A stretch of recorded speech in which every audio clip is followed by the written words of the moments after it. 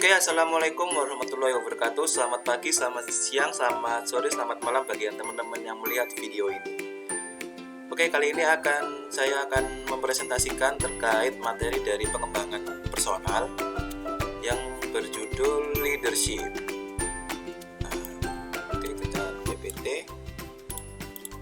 Oke, sebelumnya perkenalkan, nama saya Fiandio Adi Pradana dengan NIM-nya 1202192034 dari kelas IT 0201. Oke, di sini saya mendapatkan beberapa definisi nih menurut beberapa ahli. Di antaranya ada leadership adalah suatu kemampuan, proses atau fungsi pada umumnya untuk mempengaruhi orang-orang agar berbuat sesuatu dalam rangka mencapai tujuan tertentu. Kemudian ada lagi nih, leadership adalah permulaan dari suatu struktur atau prosedur baru untuk mencapai tujuan-tujuan dan sasaran organisasi atau untuk mengubah tujuan-tujuan dan sasaran organisasi. Dan ada yang bilang lagi nih, leadership adalah menstimulasi, memobilisasi, mengarahkan, mengkoordinasi motif-motif dan kesetiaan orang-orang yang terlibat dalam usaha bersama. Dan dari beberapa definisi ini kita tarik garis nih teman-teman. Definisi leadership yaitu tahapan di mana seorang individu mempunyai pengaruh atas orang lain dan mengilhami, memberikan motivasi, semangat dan juga memberi arahan aktivitas-aktivitas mereka untuk membantu tercapainya tujuan kelompok dan organisasi. Jadi gitu teman-teman. Oke, next. Nah, dari definisi leadership itu terdapat fungsi-fungsi dari leadership. Nah, di sini ada 4. Yang pertama, menjaga integrasi dan koordinasi dalam sebuah organisasi agar dapat berjalan secara efektif. Yang kedua, memberikan praaksara struktur organisasi, menyelesaikan pertentangan dan konflik yang timbul. Dan yang ketiga, membuat rumusan tujuan organisasi atau institusi dan juga menentukan sarana dan cara-cara yang efektif untuk meraih tujuan itu.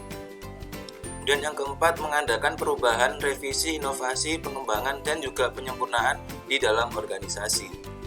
Oke, next. Nah, dalam leadership itu terdapat keterampilan teman-teman. Nah, di sini ada banyak keterampilan, tapi di sini saya mengambil 3 aja. Yaitu yang pertama cost leadership, dan transformational leadership, dan ethical leadership. Nah, cost leadership adalah tindakan yang diambil untuk menghasilkan barang atau jasa dengan sistem yang bisa diterima oleh pelanggan pada biaya terendah yang dibandingkan dengan para pesaing.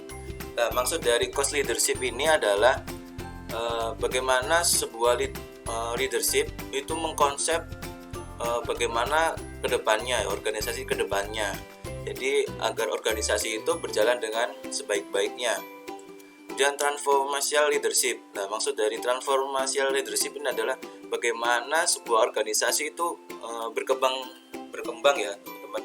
Jadi tidak pada suatu rules yang sama aja. Kemudian ethical leadership.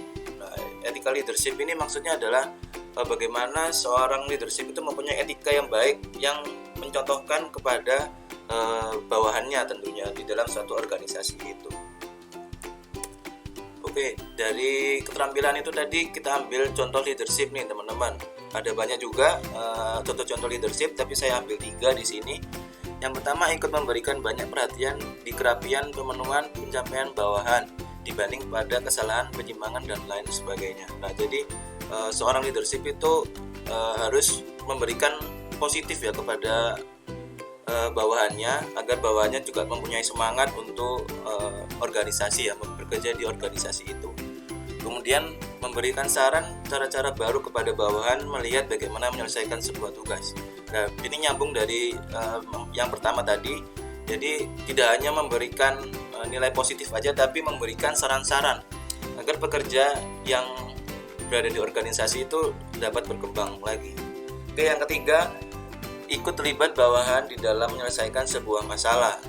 Nah, maksud dari sini adalah saya banyak melihat leadership ya di lingkungan saya itu masih mempunyai sifat idealisme.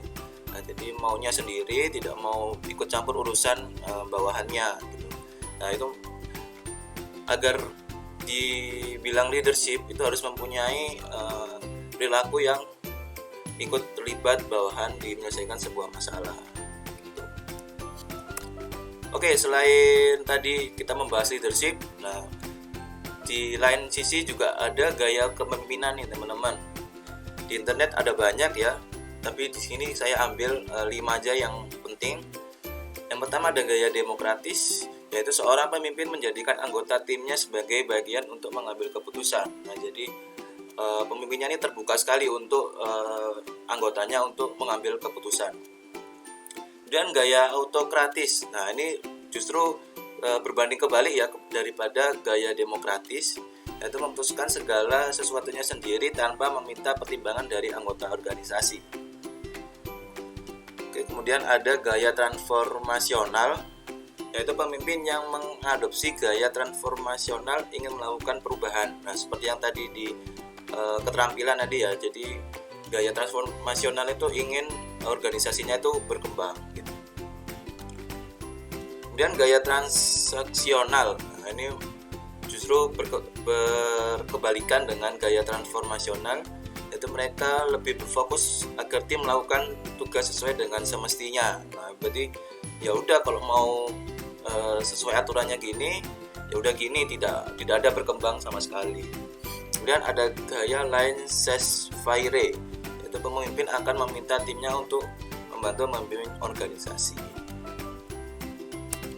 Oke, dari 5 itu teman-teman nih, manakah gaya kepemimpinanmu? Nah, jadi teman-teman bisa tulis di kolom komentar ya, nanti gaya kepemimpinannya kayak seperti apa teman-teman.